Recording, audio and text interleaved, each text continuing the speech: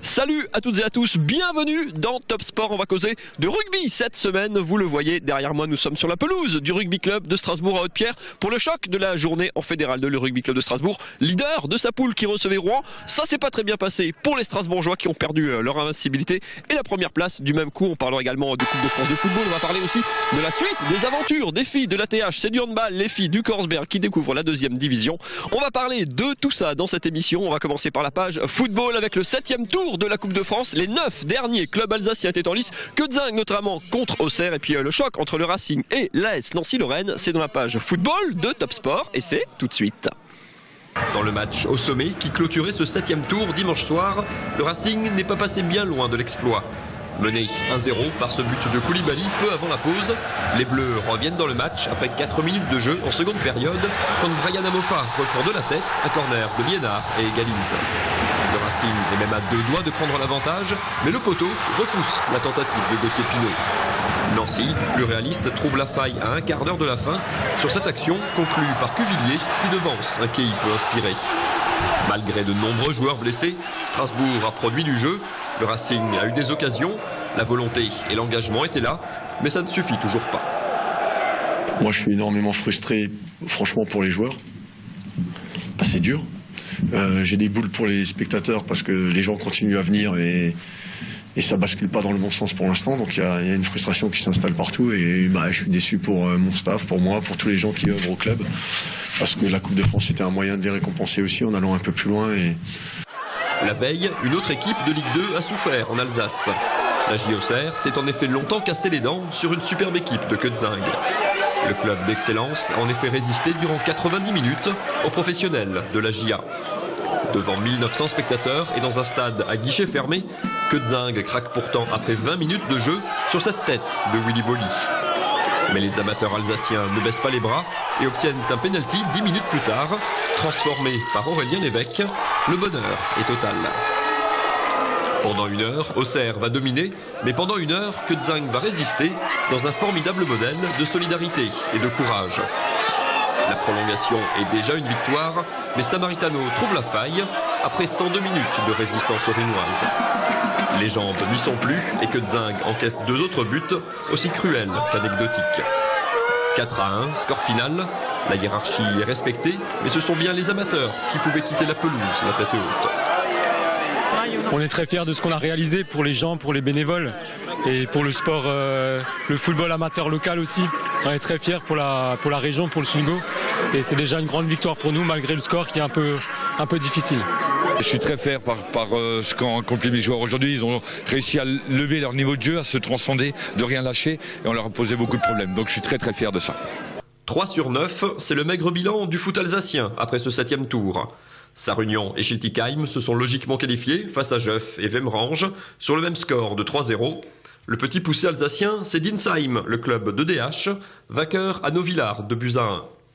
Quetzing et le Racing sont donc tombés contre des Ligue 2, hiérarchie respectée également dans les autres matchs. Pas d'exploit pour Erstein à Magny, ni pour les Portugais de l'Elzo contre Jura Sud. Saint-Louis-Neuwec tombe à Pontarlier, un autre club de CFA. Geispolsheim aussi s'arrête là, battu par Villefranche 4-0. Il n'y aura finalement eu aucune surprise, ni dans un sens ni dans l'autre. Les 3 rescapés alsaciens connaîtront leur adversaire mercredi midi. Voilà pour les résultats des Alsaciens lors de ce 7e tour de Coupe de France. Tirage au sort mercredi pour les derniers survivants. Allez, place au rugby dans cette émission. Le choc de Fédéral 2, c'était ce dimanche ici sur la pelouse de Haute-Pierre. Strasbourg leader recevait Rouen le 2e. Ça s'est pas très bien passé pour les Alsaciens qui ont un petit peu vendangé cette rencontre au sommet. Rouen est venu s'imposer ici à Haute-Pierre. On va en parler dans quelques instants avec nos invités, revenir sur le très beau malgré tout début de saison des Strasbourgeois. Place tout d'abord au résumé de cette rencontre. Les images sont signé Maxime Breteau. 6 matchs, 6 victoires, c'est en leader invaincu que les Strasbourgeois accueillent leur dauphin. Rouen, c'est un promu, mais un promu aux dents longues qui vise une nouvelle montée dès cette saison. Strasbourg, en bleu, est le premier en action, mais les Normands sont efficaces en défense et le score n'évolue que grâce au buteur. Cosenz permet aux Rouennais de mener 6-0. Le RCS réduit le score, mais vendange quelques pénalités et un drop pourtant bien placé qui aurait dû le mettre devant. Punition immédiate. À la demi-heure de jeu, un ballon cafouillé par Bonjean est intercepté et finit dans les bras de Ben Mercer, qui inscrit le premier essai du match. Essai aussitôt transformé qui donne 10 points d'avance à Rouen, 13-3. Le jeu offensif des Alsaciens va finir par payer juste avant la pause. L'ailier Ali Traoré s'envole depuis son camp, échappe à un plaquage, tape à suivre avant de récupérer son propre ballon et de filer à l'essai malgré un en avant. L'essai est accordé mais non transformé, 13-8 à la mi-temps. En seconde période, Strasbourg continue de beaucoup tenter et joue à tout va, mais Rouen serre encore la défense et tient le choc. Pire, ce sont les Normands qui accélèrent au bon moment. Sur cette mêlée face au poteau, le pack chipe le ballon, Caboto échappe à 2 plaquages et c'est Eliat pour l'essai du break, 20-8 après la transformation. Les Bleus jouent leur va-tout, mais ont un mal fou à s'installer dans le camp des Normands, qui s'impose finalement 20-11. Strasbourg chute pour la première fois de la saison et cède aussi sa première place aux Normands. Vous venez de voir, le rugby club de Strasbourg s'est incliné, a perdu du coup sa première place. Thibaut Zambelli, on a l'arrière du rugby club de Strasbourg. Comment le rugby club de Strasbourg a fait pour perdre cette rencontre? Parce qu'on a vraiment senti que la première heure notamment, il y a un essai offert, il y a des coups de pied ratés, puis au final cette défaite elle fait un peu mal parce qu'il y avait vraiment la place de faire mieux. Je pense pas qu'on ait démérité, après on fait beaucoup de petites erreurs et Rouen s'en est bien servi et a été assez opportuniste, donc je pense qu'il marque surtout sur pas mal de nos erreurs. Après on fait à peu près jeu égal, mais aujourd'hui on a eu trop de déchets je pense pour espérer l'emporter, mais c'est bien, ça nous prouve qu'il nous reste du boulot et donc dès demain on va se remettre au travail. On a encore 2 matchs importants la semaine prochaine et dans 15 jours. C'est important de retrouver la victoire très vite et voilà, comme l'a dit Arnaud Duvernois là, c'est aussi dans la défaite qu'on apprend, donc il faut passer par là des fois. Le rugby club de Strasbourg avait tout gagné jusqu'à présent. C'est vrai que ça fait, c'est quoi, c'est un coup d'arrêt. Vous le prenez un petit peu comme ça aussi, ou ça, non, ça ne remet rien en cause parce que le début de saison est quand même malgré tout très réussi. Non, c'est pas un coup d'arrêt. On va continuer à travailler. On va aller à Arras pour gagner. Mais voilà, c'est bien aussi. Ça nous remet à notre place, même si personne s'était forcément emballé. Hein. Tout le monde était à sa place, mais voilà, ça nous prouve qu'on a encore du boulot avant de se qualifier. Et voilà, c'est bon pour la suite aussi. On a vu, alors pas une opposition de style, mais on a vu que dans le jeu au large, Strasbourg était quand même toujours à l'aise. C'est là qu'il y a eu des situations, des possibilités de marquer. On a vu que sur le pack d'avant aussi, Strasbourg avait répondant. Cette équipe elle est quand même relativement complète, même si ça n'a pas payé aujourd'hui. Il y a un bon équilibre quand même dans cette équipe. Il y a une bonne alchimie depuis le début de saison. Ouais, on essaye de varier pas mal le jeu, même si notre fond de commerce c'est quand même de jouer au large. On l'a vu que les avants ont fait une grosse partie, notamment sur les groupés. Donc voilà, c'est toujours intéressant d'avoir plusieurs cordes à son arc, pardon. Et voilà, on essaie de se servir de ça pour s'adapter aux défenses et aux équipes contre qui on joue, quoi. Merci beaucoup Thibaut, on laisse aller au chaud parce qu'il fait quand même un petit peu frais. Merci beaucoup Thibaut, longue belle suite de saison au RC Strasbourg. On va en parler avec le coach Julien Chastanet de cette rencontre et de ce début de saison. Avec Julien Chastanet, le manager sportif de cette équipe du rugby club de Strasbourg. On le disait avec Thibaut Zambelli, il y avait vraiment la place de faire mieux, de préserver cette invincibilité, puis la première place tant qu'à faire, mais il a manqué trop de petites choses à votre équipe aujourd'hui. Il a manqué beaucoup de choses, même on s'est fait contrer sur notre jeu, on n'a pas su répondre à temps. Voilà, c'est une défaite, mais je pense qu'il va nous faire construire.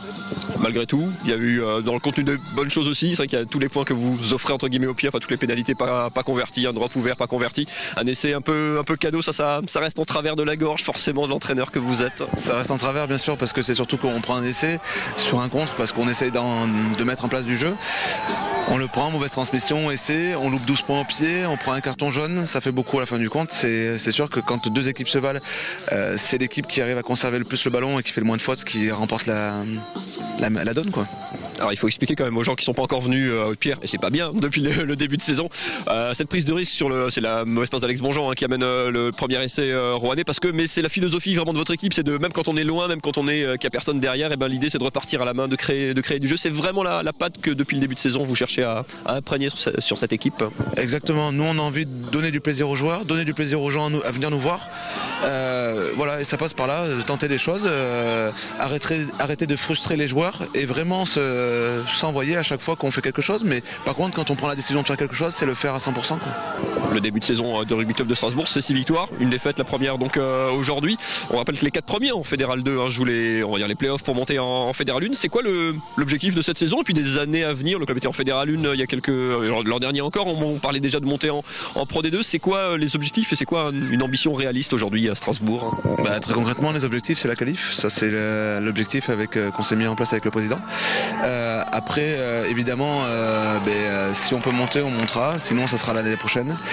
Mais c'est vraiment avoir une idée de pérenniser le club, que ça soit déjà se construire là, parce qu'on travaille et pour que l'année prochaine, si par aventure une montée arrivait, qu'on soit prêt à l'assumer cette montée et surtout ne pas être dans les 2 dernières places à la fin de saison. Vraiment, c'est monter pour reconstruire et vraiment être compétitif de suite.